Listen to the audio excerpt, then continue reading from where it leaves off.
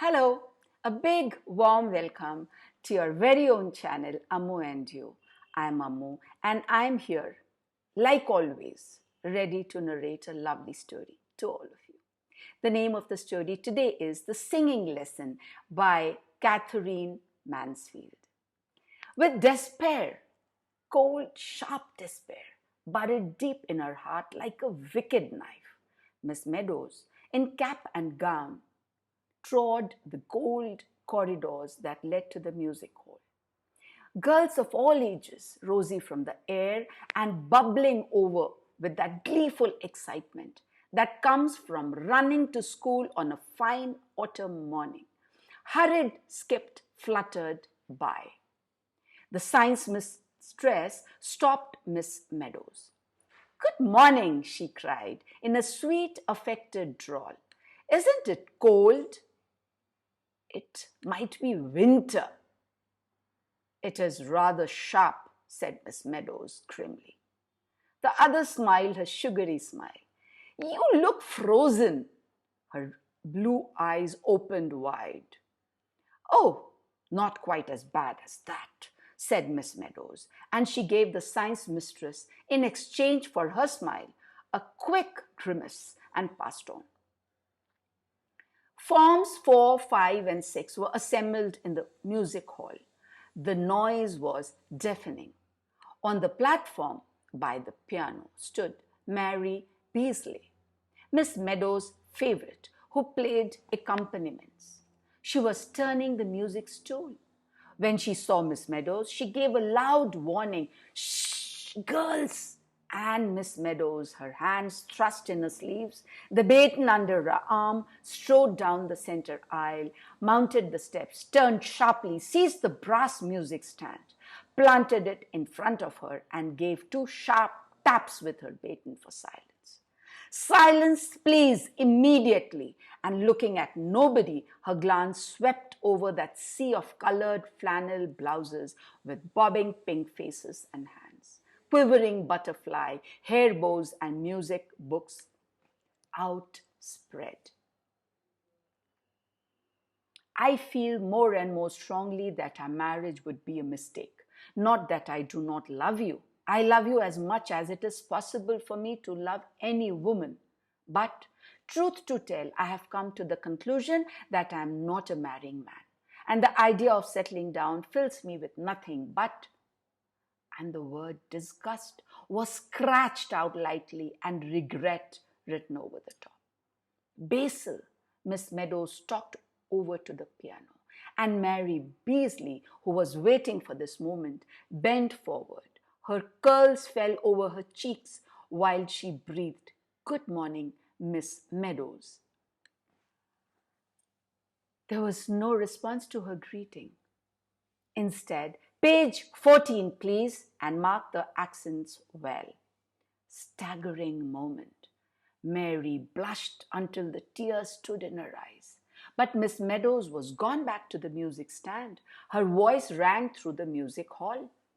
"Page 14. We will begin with page 14. A lament. Now, girls, you ought to know it by this time. We shall take it all together, not in parts, all together, and without expression. Sing it, though quite simply, beating time with your left hand." Good heavens, what could be more tragic than that lament? Every note was a sigh, a sob, a groan of awful mournfulness. Miss Meadows lifted her arms in the wide gown and began conducting with both hands. "I feel more and more strongly that our marriage would be a mistake," she beat, and the voices cried, "Fleetly, fleetly." "Once again," said Miss Meadows, but this time in parts, still without expression. "Fast, too fast." "Music, music's gay measure," wailed the voices. The willow trees outside the high, narrow windows waved in the wind. They had lost half their leaves. The tiny ones that clung wriggled like fishes caught on a line. I am not a marrying man. The voices were silent, the piano waited. Quite good, said Miss Meadows, but still in such a strange, stony tone that the younger girls began to feel positively frightened. But now that we know it, we shall take it with expression. As much expression as you can put into it. Think of the words. Girls, use your imagination. Fast. Ah, too fast. Again, the two light taps. She lifted her arms again. Fast. Ah, too fast. And the idea of settling down fills me with nothing but disgust. Disgust was what he had written. That was as good as to say their engagement was definitely broken off. Broken off? Their engagement? People had been surprised enough that she had got engaged. The science mistress would not believe it at first, but nobody had been as surprised as she. Repeat, repeat, said Miss Meadows. More expression, girls, once more. Fast, ah, too fast. The older girls were crimson.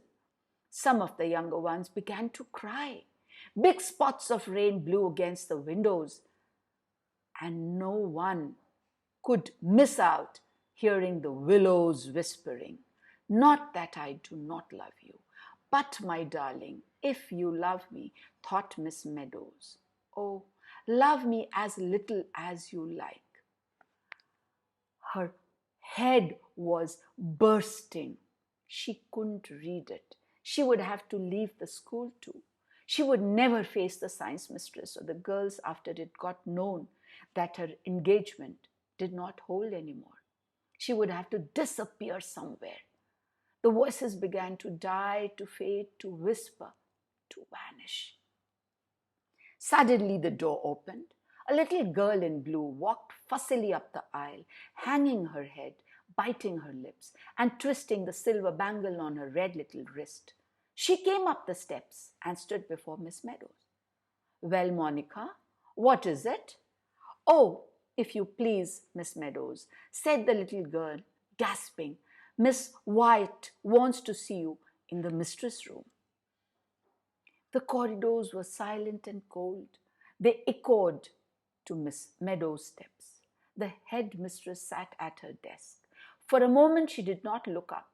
She was, as usual, disentangling her eyeglasses, which had got caught in her lace tie. "Sit down, Miss Meadows," she said very kindly, and then she picked up a pink envelope from the blotting pad. "I sent for you just now because this telegram has come for you." "A telegram for me, Miss Wyatt?" Basil, he had committed suicide, decided Miss Meadows. Her hand flew out, but Miss Wyatt held the telegram back a moment. "I hope it's not bad news," she said, so more than kindly, and Miss Meadows tore it open. "Pay no attention to letter, must have been mad, bought hat stand today, Basil," she read. She couldn't take her eyes off the telegram. "I do hope it's nothing serious," said Miss White, leaning forward. "Oh, no, thank you, Miss Wyatt," blushed Miss Meadows. "It's nothing bad at all. It's," and she gave an apologetic little laugh, "it's from my fiancé, saying that, there was a pause. "I see," said Miss Wyatt, and another pause. Then, "You 15 minutes more of your class, Miss Meadows, haven't you?" "Yes, Miss Wyatt." She got up. She half ran towards the door. "Oh, just 1 minute, Miss Meadows," said Miss Wyatt. "I must say, I don't approve of my teachers having telegrams sent to them in school hours, unless in case of bad news." "Such as death," explained Miss Wyatt, "or a very serious accident, or something to that effect. Good news, Miss Meadows, will always keep, you know." On the wings of hope, of love, of joy, Miss Meadows sped back to the music hall, up the aisle, up to the steps, over to the piano. "Page 32, Mary," she said, "page 32. And picking up the yellow chrysanthemum, she held it up to her lips to hide a smile. Then she turned to the girls, rapped with her baton. Page 32, girls, page 32. We come here today with flowers laden, with baskets of fruit and ribbons to boot, to congratulate, to congratulate. Stop, stop, cried Miss Meadows. This is awful. This is dreadful. Then she beamed at her girls. What's the matter with you all? Think, girls, think of what you're singing. Use your imaginations. With flowers overladen, baskets of fruit and ribbons to boot, and congratulate. Miss Meadows broke off. Don't look so doleful, girls. It ought to sound warm, joyful, eager. Congratulate. Once more, quickly, all together. Now then, and this time Miss Meadows' voice sounded over all the other voices, full, deep, glowing with expression. What a lovely story that tells us that how our emotions, how our thoughts make us act. Miss Meadows was feeling so broken-hearted in the morning when she had received that letter from her fiancé Basil. But after getting that telegram, she was transformed into a joyful, hopeful heart. This is what joy does to us. Do let me know how you like the story. Thank you so much for listening to it, and thank you for all your comments that you send me. Let them keep coming. Wait for me till I come again with another story. Would love to hear from you. Stay good, take care, and happy health. Thank you till I come again.